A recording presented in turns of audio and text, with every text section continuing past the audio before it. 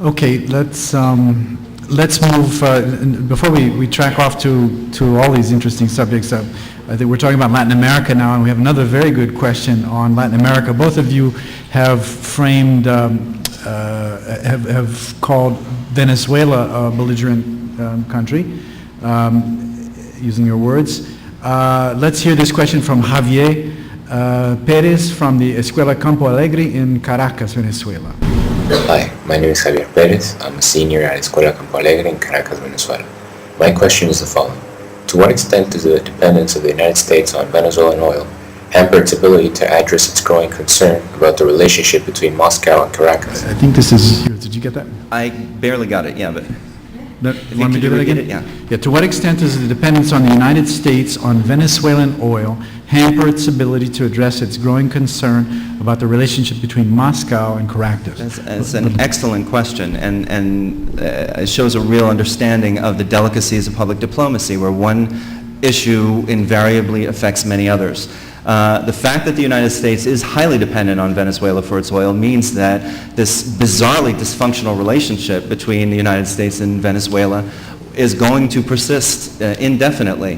Hugo Chavez will continue to use the United States as a giant boogeyman excuse for all the reasons why he shouldn't do anything to help his own people and stay in power despite, the growing problems there.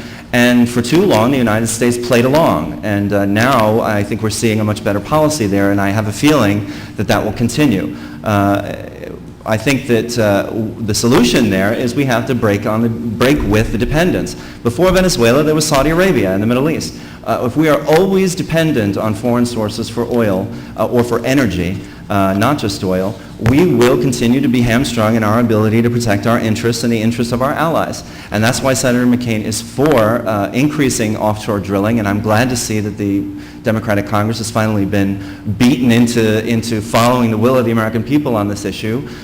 We drill off the shore of the Gulf of Mexico. There's no reason why we shouldn't be drilling in other places inside of U.S. territory.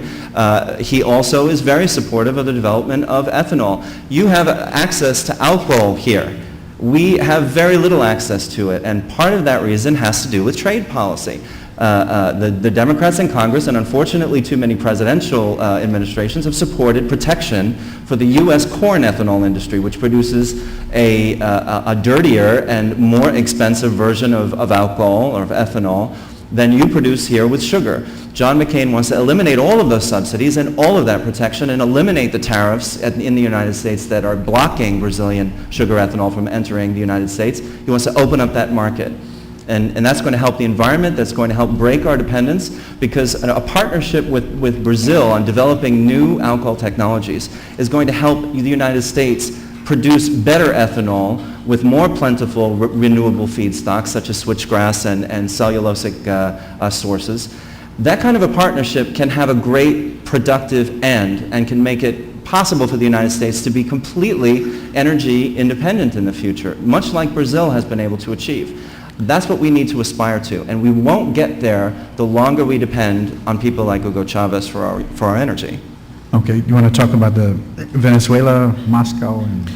Well, I don't know if I can address the Venezuela-Moscow-Washington connection directly, but I can address in many regards this issue about energy because it's crucial. I agree in some broad strokes with some of the things that Kevin is talking about in terms of the United States developing its own energy independence. That is critical.